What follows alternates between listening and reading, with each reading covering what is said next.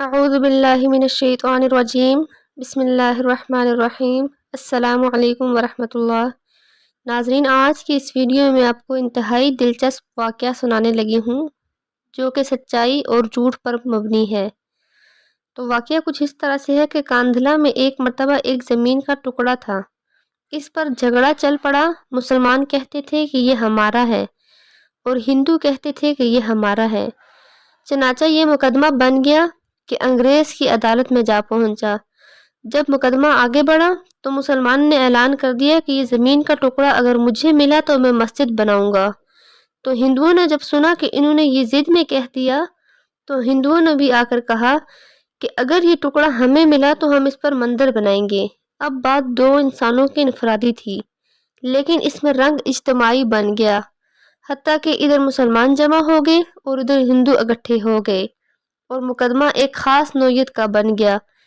اب سارے شہر میں قتل و غارت ہو سکتی تھی، خون خرابہ ہو سکتا تھا، تو لوگ بھی بڑے حیران تھے کہ نتیجہ کیا نکلے گا، اور جج بھی انگریز تھا، وہ بھی پریشان تھا کہ اس میں کوئی صلح صفائی کا پہلو نکال لے، ایسا نہ ہو کہ یہ آگ اگر جل گئی تو اس کا بجھانا بہت مشکل ہو جائے گا۔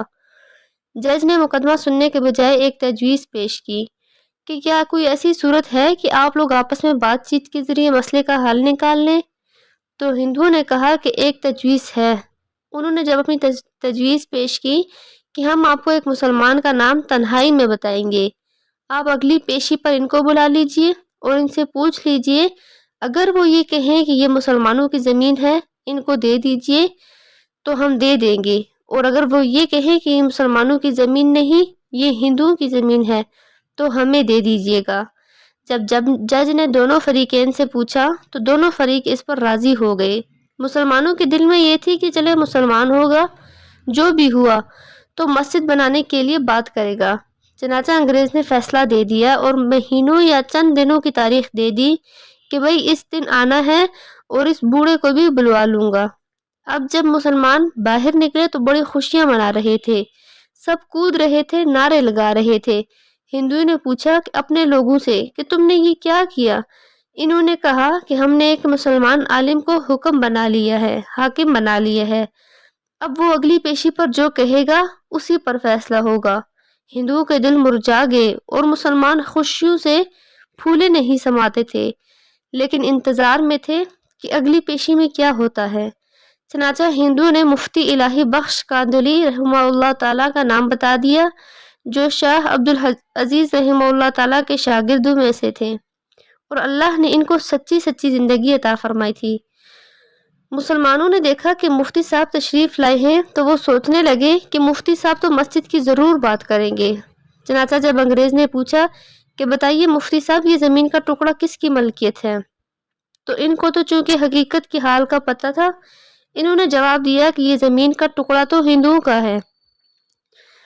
اب جب انہوں نے یہ کہا کہ یہ ہندو کا ہے تو انگریز نے اگلی بات پوچھی کہ کیا اب ہندو لوگ اس پر اپنی مندر تعمیر کر سکتے ہیں؟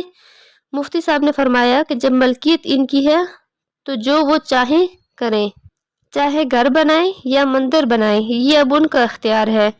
چنانچہ فیصلہ دے دیا گیا کہ یہ زمین اب ہندو کی ہے، مگر انگریز نے فیصلے میں ایک عجیب بات لکھی۔ فیصلہ کرنے کے بعد لکھا کہ آج اس مقدمے میں مسلمان ہار گئے مگر اسلام جیت گیا۔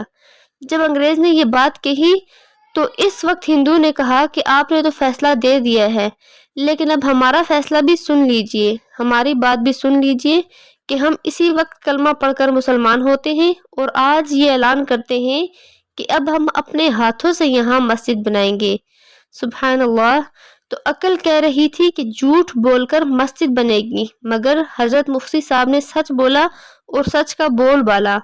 سچے پروردگار نے اس جگہ مسجد بنوا کر دکھلا دی۔ تو کئی مرتبہ نظر آتا ہے کہ جھوٹ بولنا آسان راستہ ہے۔ جھوٹ بولنا آسان راستہ نہیں ہے، یہ کانٹوں سے بھرا راستہ ہے۔ ایک سچ چھپانے کے لیے انسان کہیں جھوٹ بولتا ہے۔ جھوٹے سے اللہ رب العزت بھی نفرت کرتے ہیں، انسان نفرت کرتے ہیں، لہٰذا انسان خود اپنا اعتماد کھو بیٹھتا ہے۔ تو ایک جھوٹ بولنے والے کے لیے کئی جھوٹ بولنے پڑتے ہیں، لہٰذا جھوٹی زندگی گزارنے کے بجائے سچی زندگی کو آپ اختیار کیجئے اور اس پر پروردگار عالم آپ کی مدد فرمائے گا۔ اللہ رب العزت سے دعا ہے کہ اللہ ہمیں بھی اپنی سچائی والے راستے پر چلنے کی توفیق عطا فرمائے اور جھوٹ بولنے سے ہمیشہ کے لیے ہمیں محفوظ رکھے، آمین ثم آمین۔ تو ناظرین، اگر آج کی ویڈیو آپ کو اچھی لگی تو ویڈیو کو لائک اور چینل کو سبسکرائب ضرور کیجیے گا، اور اس ویڈیو کو ثواب کی نیت سے آگے ضرور شیئر کیجیے گا۔